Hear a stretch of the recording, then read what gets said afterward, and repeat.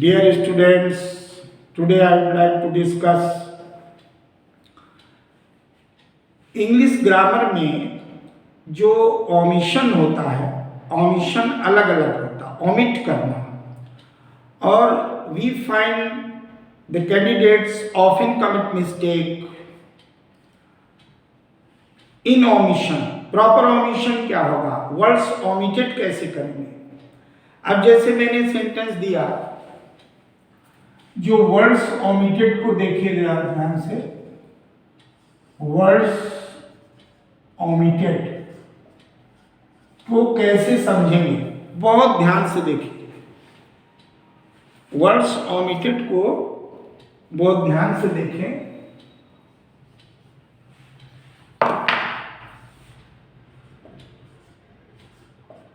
कि इसमें वर्ड्स को ओमिट कैसे करेंगे।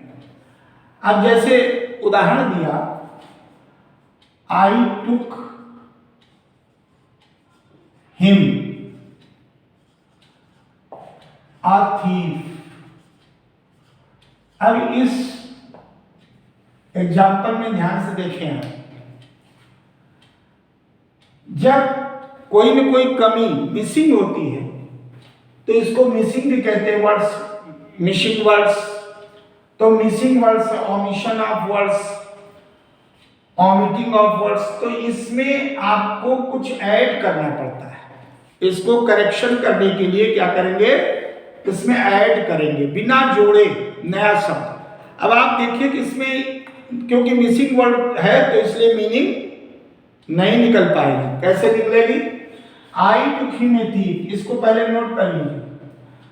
अब मैंने उसे चोर समझा, अरे तो कहां इसमें सेंटेंस आ रहा। जब तक कोई भी ऑब्जेक्ट से पहले कुछ ऐड नहीं करोगे तो सेंटेंस का सेंस कहां निकल पाएगा। आई टुक हिम, यहां तक तो ठीक। उसको किसके लिए आपकी अवधारणा बनी, आपका परसेप्शन किसके लिए चोर का बना, उसको।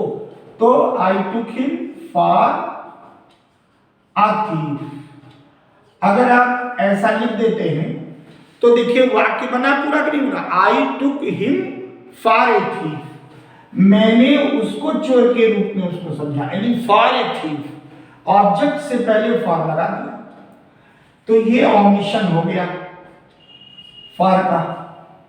Bye this way the sentence, ये जो सेंटेंस है, the sentence is absolutely correct.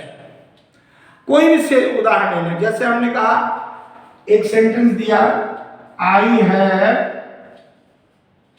A pen. अब I have a pen to write, इतना लिखा है। अब देखिए इसमें मेरे पास लिखने के लिए एक पेन है। आपको अगर सब्सिडी देखोगे, ग्रामेटिकल रूल्स को नहीं समझोगे तो निश्चित रूप से you may commit some kind of mistakes, क्योंकि you I have a pen to write. Pen जो है आपका साधन है, मीन्स ऑफ राइटिंग है। तो मीन्स ऑफ राइटिंग के लिए इसका मतलब यहां पर कोई न कोई शब्द की उपस्थिति होनी चाहिए, कमी है। तो अगर हम यहां पर विद जोड़ दें, क्योंकि साधन के लिए विद आता है, तो आपका सेंटेंस सही हो जाएगा। I have a pen to write with. जैसे मैंने कहा आई हैव ए हाउस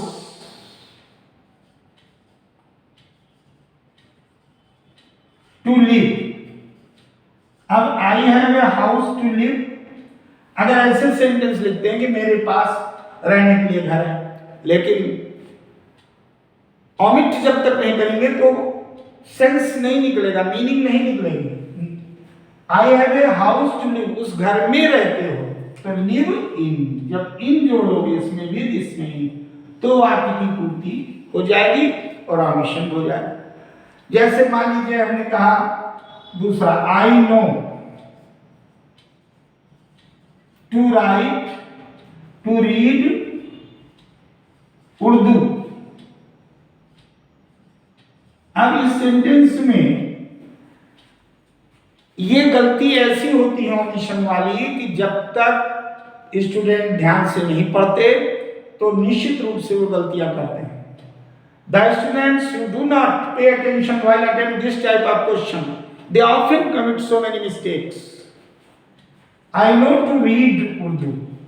अब नो इस क्रिया को देखिए, मैं जानता हूं कि उर्दू का पढ़ना मैं जानता हूं। तो कोई चीज सीखते हैं जब जानते हैं, समझते हैं, चाहे सीखें, जानें, समझें, बोलें, व्याख्या करें, तो उसकी विधि होती है ना, उसका कोई तरीका होता है। ऐसे तो नहीं कि बस जान गए, अकस्मात जान के बिना प्रयास के। तो जो उसकी क्रिया विधि होती है, क्रिया विधि के लिए हाउ आता है। हाउ यानी कैसे। तो अगर यहां पर जो इंफिनिटिव है, इसके नीचे आप ऐसे कर दें कि आई नो और हाउ टू, तो ऑडिशन हो गया, हाउ टू रीड उर्दू, और ये आपका सेंटेंस सही बन गया। सीधे सीधे I know how to read Urdu. क्यों, कैसे उर्दू पढ़ी जाती है यह विषय तो आपको सीखना पड़ेगा, तभी तो आप दूसरों को सिखाएंगे। तो जिन क्रियाओं में ध्यान रखना, क्रिया विधि का होता है कि how to act, how to perform, तो वहां हाउ से इंफिनिटिव को जोड़ते हैं। To read infinitive. एक उदाहरण जैसे और हम दे दें, हमने कहा कि इधर देख लो, एक नोट करते जाए। जैसे मैंने कहा कि the teacher explained, the teacher explained, और कह दिया to solve the question, to the teacher explain to solve, ठीक है, टू सॉल्व द क्वेश्चन या टू सॉल्व द सम, ये आ गया। अब आप इसमें देखिए, जब आप कहते हैं the teacher explain to solve the sum, तो टीचर ने व्याख्या की सम को सॉल्व करने की, यानी सवाल को हल करने की। अरे तो उसमें तरीका बताएगा ना, वे ऑफ एक्सप्लेनेशन होगा, वे ऑफ एक्सप्लेनिंग होगा। तो द टीचर एक्सप्लेन्ड, और यहां पर इंफिनिटिव से पहले आप हाउ को जोड़ना पड़ेगा, how to solve, how to solve the sum, तो सेंटेंस आपका सही होगा। ये गलत हो गया और ये सही हो गया, तभी तो सही निकलेगा। ये तो है नहीं कि आप एक्सप्लेन कर रहे हैं तो उसका तरीका न बताएं, सवाल को डायरेक्ट ऐसे हवा में कर दें। तो दो teacher explain to solve the, इसका मतलब how to solve the sum. तो जिन क्रियाओं में क्रिया विधि की बात होती है, जैसे क्रिया विधि जो भी सीखने सिखाने की चीज होती है, उन्हीं में क्रिया, नो, एक्सप्लेन हुआ, या टोल्ड हुआ, बताया कुछ आपको, या मान लीजिए उसने कहा कि किसी चीज को टीच किया, लर्न आपने किया, आपने रिमेंबर किया, सबका तरीका है। तो जिनमें जिनमें इस वे होता है, स्टाइल होता है, मेथडोलॉजी होती है, मेथड होता है, उसी में हाउ, इंफिनिटिव हाउ के साथ आता है, ये ध्यान रखिए। तो उसमें नो क्रिया हो गई, एक्सप्लेन हो गई, टेल हो गई, और आपका टीच हो गई, लर्न हो गई, रिमेंबर हो गई, ये सब क्रिया आ जाएंगे तो वर्ड फॉर्मेटिव में। अब जैसे हमने कहा कि ही रिगार्डेड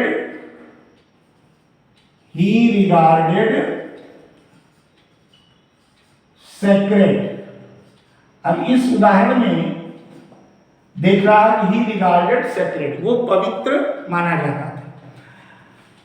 रिगार्डेड आया है तो मिसिंग है, यहाँ पे एज होना चाहिए, तो होना चाहिए ही रिगार्डेड एज सेक्रेड, पवित्र, यानी जो भी एडजेक्टिव आएगा उसके पहले एज आएगा निश्चित रूप से, जहां जहां मिसिंग। अब जैसे हमने कहा हिज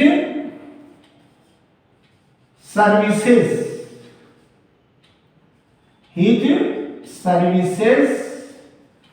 आर डिस्पेंस्ड। अब आपको लगा मेरे हिज सर्विसेज आर डिस्पेंस्ड, तो पूर्ण वाक्य अपूर्ण है, मिसिंग है, क्योंकि डिस्पेंस के बाद विद लगाना अनिवार्य है, तब आपका ये बनेगा। कि जब तक विद नहीं करोगे तब तक वाक्य नहीं बनेगा। His services are dispensed with, उसको सर्विस से बाहर कर दिया, सेवाएं उसको टर्मिनेट कर दिया, उसको सेवाओं से वो कर दिया गया, तो वहां पर आपको विद नहीं भरोगे तो वाक्य नहीं बनेगा। अब जैसे हमने कहा I have dispose the business, I have disposed the business, तो डिस्पोज्ड ऑफ जब तक नहीं लगाओगे तब तक वाक्य पूर्ण नहीं होगा। I have disposed of the business, वहां पर डिस्पोज्ड के बाद ऑफ लगाना अनिवार्य है, तब होगा। अब जैसे हमने कहा मिसिंग में एक वाक्य दे दिया कि दिस हाउस इज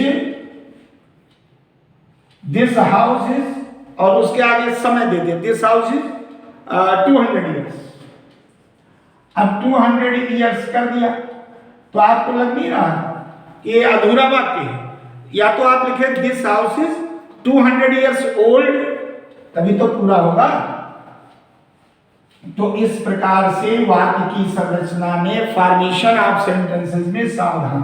तो अगर ये गलत वाक्य है, यहां पर आप दिस हाउस इज 200 ईयर्स और एक ओल्ड जब तक नहीं लगाओगे तब तक उसकी प्राचीनता का बोध नहीं होगा। मतलब कहां पर क्या लगाना। अब जैसे हम कहते हैं she does not listen me, गलत, she does not listen to me, भाव ये आएगा वहां पर आपको टू मी लगाना पड़ेगा, क्योंकि तभी उसकी संगति बैठेगी। कि ध्यान आकृष्ट कर रहे हैं, लिसन टू मी, रिप्लाई है तो टू। तो जहां जहां भी जैसी जैसी बातें आती जाती हैं उनको भली भांत करें। अब जैसे आपने कहा ही रिसाइड्स, कोई व्यक्ति है, ही रिसाइड्स माने रहता है, ही रिसाइड्स इन बोर्डिंग।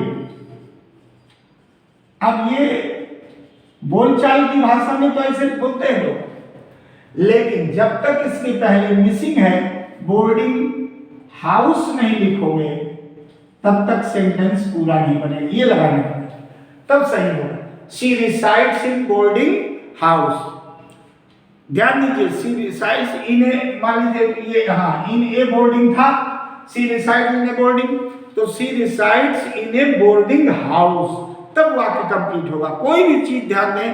अब जैसे हमने कहा आई मेट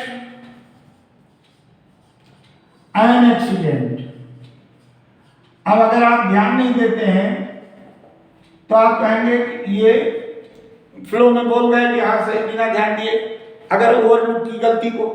मेट के बाद जब भी एक्सीडेंट आता है तो उसमें विद लगाना अनिवार्य है। I met with an accident, I met with, तब वाक्य पूरा होगा, क्योंकि मेट विद आता है।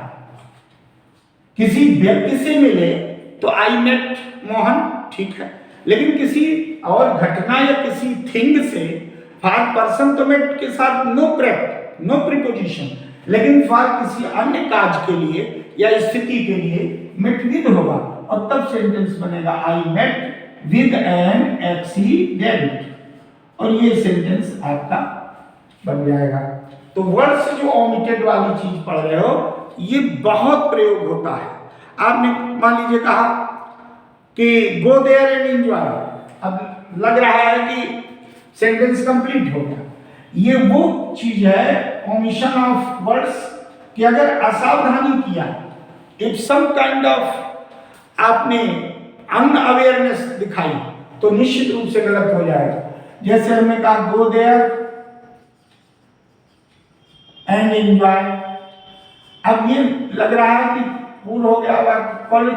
जो कॉलोकियल लैंग्वेज है, आम बोलचाल की भाषा में ऐसे बोलते हैं। ग्रामेटिकली जब तक आप इसके बाद रिफ्लेक्सिव प्रोनाउन का प्रयोग नहीं करोगे, go there and enjoy yourself, क्योंकि गो देयर इंपरेटिव मूड में है। तो जब हम इंपरेटिव मूड में बात करते हैं, जब हम इंपरेटिव सेंटेंस की रचना करते हैं तो उसमें यू छिपा होता है। किसके लिए करें? गो देयर, सेकंड पर्सन के लिए। तो यहां पर ये गलत है, यहां पर होगा योर सेल्फ। जब आप योर सेल्फ लिखेंगे यानी रिफ्लेक्सिव प्रोनाउन का प्रयोग करेंगे तब वाक्य सही होगा। Go there and enjoy yourself. कोई भी चीज ध्यान दीजिए, अब आपने कहा आई रिप्लाइड हिम, मैंने उसको उत्तर दे दिया, नहीं आई रिप्लाइड टू हिम, उस पर दीजिए। तो जो भी चीजें आप करते हैं, अब हमने कहा ओपन पेज 15, मान लीजिए बोल देते हैं, तो आम बोलचाल की भाषा में हो गया कि भाई 15 नंबर का पेज खोलो, ओपन पेज 15। ओपन पेज 15 में अर्थ पूर्ण नहीं निकला, क्या करेंगे, ओपन एट पेज, इसका बनाएंगे ओपन एट पेज 15, यानी फिक्स बिल्कुल वहां पर कि किस नंबर पर, सुनिश्चित पेज कर दिया, उसको एम्फसाइज किया कि 15वें पेज पर इसको खोलिए, ओपन एट पेज 15। तो इस प्रकार से जो ये प्रयोग आप लोग देख रहे हैं, इसका बहुत बड़ा महत्व है। omission of articles, ऐसे there are so many words and there are so many sentences, they remain incomplete unless you use proper words accordingly, grammatical factors, accordingly grammatical facts। अब जैसे कल बताया था, अब हम कहते हैं इट इज ट्रू फैक्ट, तो वहां सुपरफ्लुअस है, इट इज फैक्ट तो ट्रू अपने आप। अब आज क्या कर रहे हो, कमी है शब्द की, मिसिंग वर्ड्स, तो इन मिसिंग वर्ड्स में बहुत विस्तार है, इस पर हम आगे भी प्रकाश डालेंगे। Thank you very much.